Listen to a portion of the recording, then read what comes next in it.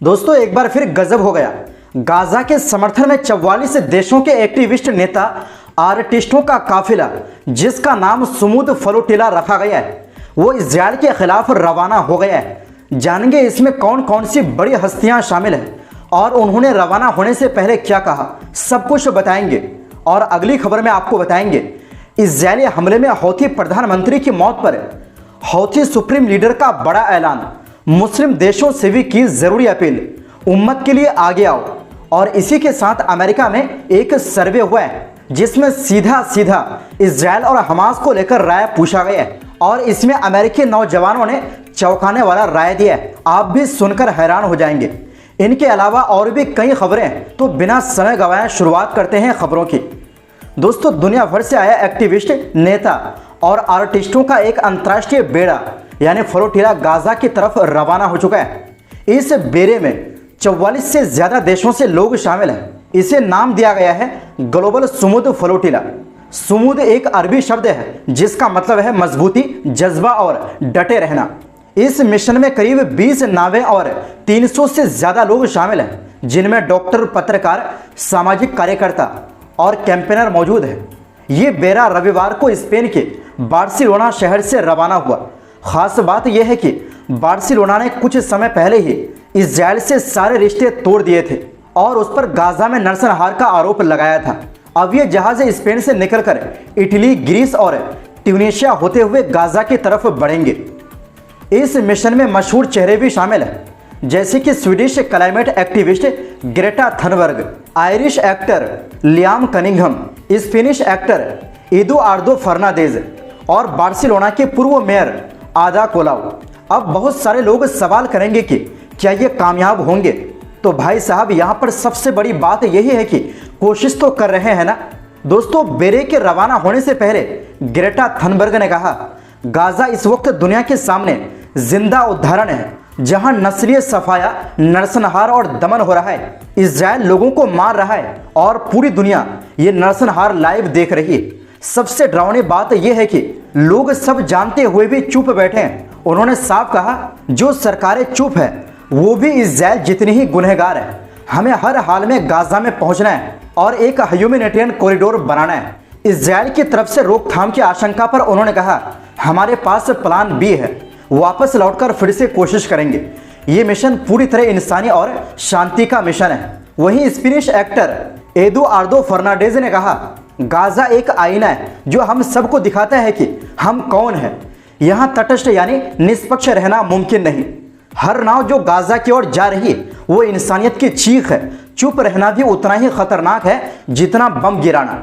वहीं Irish actor Liam Cunningham ने Gaza में मारी गई एक फिलिस्तीनी बच्ची की तस्वीर दुनिया के सामने रखते हुए कहा, इंटरनेशनल कम्युनिटी को अब चुप्पी तोड़नी होगी और इजराइल पर पाबंदियां लगानी होंगी। अगर अब भी दुनिया खामोश रही तो ये इंसानी इतिहास का सबसे शर्मनाक दौर साबित होगा। बार्सिलोना के पूर्व मेयर आदा कोलाउ ने कहा, नागरिकों की ये इंटरनेशनल मोबिलाइजेशन उन कायर संस्थाओं को मजबूर कर रही है जो अब तक चुप थी। इजराइल बच्चों को, इंसानियत को और अंतर्राष्ट्रीय कानून को मार रहा है, लेकिन गाजा अकेला नहीं है। कई एक्टिविस्ट जैसे यासेमिन अकार, थियागो एविला और सैफ अबू केशेक ने कहा कि ये मिशन पूरी तरह अमानवीय हालात में इंसानी मदद के लिए है। उन्होंने सवाल उठाया, सरकारें क्यों नहीं कुछ कर रही है? ह्यूमैनिटेरियन कॉरिडोर क्यों नहीं खोला जा रहा? इजराइल पर पाबंदियां अभी तक क्यों नहीं लगी? उनका कहना था कि फिलिस्तीन की जमीन से लोगों को उजाड़ना और मारना 23 महीने पहले नहीं बल्कि 1948 से लगातार हो रहा है। दोस्तों जब ये बेड़ा बार्सिलोना से रवाना हुआ तो बंदरगाह पर सैकड़ों लोग जमा थे। लोगों ने फिलिस्तीनी झंडे लहराए और नारे लगाए, फ्री फिलिस्तीन और बाइकॉट इजराइल। इंटरनेशनल मीडिया ने भी इस पूरे इवेंट को बड़ी कवरेज दी। आपको बता दें कि सुमूद 1967 की जंग के बाद फिलिस्तीनियों का डटे रहने और शांतिपूर्ण प्रतिरोध का प्रतीक बना।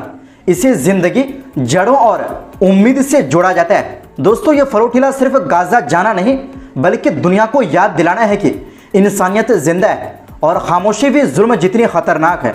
वहीं दूसरी ओर दोस्तों हौथी संगठन के नेता अब्दुल मलिक अल हौथी ने ऐलान किया है कि पिछले हफ्ते इजराइल के हवाई हमले में यमन के प्रधानमंत्री अहमद अल रहावी और कई मंत्री शहीद हो गए। ये हमला उस वक्त हुआ जब सरकार की एक सामान्य वर्कशॉप चल रही थी। अब्दुल मलिक अल हौथी ने टीवी पर भाषण देते हुए कहा, यह हमला यमन के सरकारी और अवामी मोर्चे को नहीं डिगा सकता। असल में इज़राइल पूरी उम्मा के लिए खतरा है, औरतों, बच्चों और बेगुनाह लोगों को निशाना बना रहा है। उन्होंने कहा कि इज़राइल का पूरा इतिहास जुल्म और इंसानियत के खिलाफ अपराधों से भरा हुआ है, चाहे वो फिलिस्तीन हो, गाजा, लेबनान, सीरिया, इराक या ईरान। और ये भी कहा कि अल्लाह की राह में जो कुछ दिया जाए वो कभी नुकसान नहीं होता। हौती नेता ने साफ कहा कि फिलिस्तीन और गाजा में जो रोजाना कत्लेआम हो रहा है उस पर चुप नहीं बैठा जा सकता। हमें दुश्मन का मुकाबला हर मोर्चे पर करना होगा, चाहे वो राजनीति हो, फौज, इकोनॉमी या मीडिया। हमारा फिलिस्तीन की मदद का सफर लगातार और मजबूती से जारी रहेगा। उन्होंने चेतावनी भी दी कि अगर मुसलमान इज़राइल के हाथों पवित्र स्थलों की बेअदबी को नज़रअंदाज करेंगे तो पूरी उम्मा कमज़ोर और गुलाम बन जाएगी। दोस्तों, इस हमले में प्रधानमंत्री अहमद अल राहवी और कई मंत्री शहीद हुए, जबकि कई और अफसर घायल हुए। हौथी की राजनीतिक काउंसिल के प्रमुख मेहदी अल मशात ने ऐलान किया, हम शहीदों के खून का बदला लेंगे। हमारी फौज और हमारी ताकतें और मजबूत होंगी। हम दुश्मन को पछताने पर मजबूर कर देंगे। और मैं इज़राइल में काम करने वाली कंपनियों को चेतावनी देता हूं कि वक्त रहते वहां से निकल जाएं। आपको बता दें कि हौथी लड़ाके पिछले महीनों से लगातार इज़राइल पर ड्रोन और मिसाइल हमले कर रहे हैं और साथ ही लाल सागर और अदन की खाड़ी में इज़राइल से जुड़ी कारोबारी जहाज़ों को भी निशाना बना रहे हैं। उनका कहना है कि ये सब कुछ फिलिस्तीनी आवाम के साथ एकजुटता दिखाने के लिए किया जा रहा है। वहीं दूसरी ओर दोस्तों, अमेरिका में हुए एक नए सर्वे ने सबको चौंका दिया है। 18 से 24 साल की उम्र वाले करीब 60% नौजवानों ने कहा कि वो इस जंग में इज़राइल से ज़्यादा फिलिस्तीनी ग्रुप हमास के साथ खड़े हैं। जैसे कि आप रिपोर्ट में खुद देख सकते हैं, ये सवाल सीधे पूछा गया था, इज़राइल हमास जंग में आप किसके साथ है? नतीजे साफ थे। जनरेशन जेड यानी नई पीढ़ी का बड़ा हिस्सा इज़राइल से नहीं बल्कि फिलिस्तीन की तरफ खड़ा है।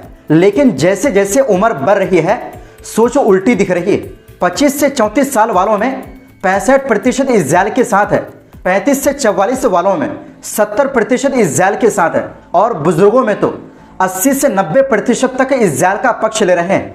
यानी नई पीढ़ी का रुख बदल चुका है। सर्वे का एक और बड़ा नतीजा यह है कि अमेरिका के लोग आधे आधे बटे हैं इस सवाल पर कि क्या इज़राइल गाजा में नस्लकुशी कर रहा है। 50% कहते हैं हाँ, 50% कहते हैं नहीं। साथ ही 51% अमेरिकियों का मानना है कि इज़राइल पर की जाने वाली आलोचना यहूदी विरोध नहीं बल्कि फिलिस्तीनियों के इंसानी हक की चिंता से जुड़ी है। दोस्तों, ये सर्वे 20 से 21 अगस्त को द हैरिस पोल और हैरिस एक्स ने कराया था, जिसमें 2000 से ज़्यादा वोटर्स से सवाल पूछे गए। वैसे आप भी कमेंट में बताएं कि आप फिलिस्तीन और इज़राइल में से किसका सपोर्ट करते हैं। वहीं दूसरी ओर दोस्तों, लेबनान के संसद के स्पीकर नबीह बेरी ने रविवार को कहा कि हिजबुल्लाह के हथियारों के मुद्दे पर बातचीत के लिए वो तैयार है। उन्होंने टीवी पर दिए एक बयान में कहा, हम प्रतिरोध के हथियारों के भविष्य पर चर्चा के लिए तैयार हैं। ये हमारे लिए इज्जत और गर्व की बात है, लेकिन बातचीत संविधान के दायरे में ही होनी चाहिए। बेरी, जो हिजबुल्लाह के करीबी माने जाते हैं और अमल मूवमेंट के मुखिया है, उन्होंने अमेरिकी दूत टॉम बैरक की हाल की पेशकश को खारिज कर दिया। बैरक ने कहा था कि लेबनान में मौजूद सभी हथियारों को सरकार के कंट्रोल में लिया जाए। इस पर बेरी ने जवाब दिया कि यह असल में हथियारों पर कंट्रोल का मामला नहीं है, बल्कि इज़राइल के साथ सीज फायर का एक विकल्प बनाने की कोशिश है। दरअसल जून में अमेरिका ने एक योजना पेश की थी कि अगर हिजबुल्लाह अपने हथियार छोड़ देता है तो बदले में इज़राइल लेबनान की सीमा पर कब्जा किए गए 5 इलाकों से हट जाएगा और साथ ही पुनर्निर्माण के लिए फंड जारी होंगे। इसके बाद 5 अगस्त को लेबनानी कैबिनेट ने फैसला लिया कि देश में मौजूद सभी हथियार, जिनमें हिजबुल्लाह के हथियार भी शामिल हैं, राज्य के कंट्रोल में होंगे। सेना को इस पर अमल की रणनीति बनाने का काम सौंपा गया है, जिसे 2025 के अंत तक पूरा करना है। लेकिन हिजबुल्लाह ने सरकार के इस कदम को गंभीर गुनाह करार दिया। बेरी ने इज़राइल पर भी हमला बोला और कहा, इज़राइल ने लेबनानी जमीन पर कब्जा बढ़ा दिया है और 30 से ज़्यादा कस्बों के लोगों को अपने घरों में लौटने से रोक दिया है। तो दोस्तों, फिलहाल के लिए इस रिपोर्ट में बस इतना ही। आपसे गुजारिश है हमारी सपोर्ट के लिए चैनल को सब्सक्राइब ज़रूर करें और हक की आवाज़ का साथ बने। बहुत बहुत शुक्रिया। अल्लाह हाफिज़।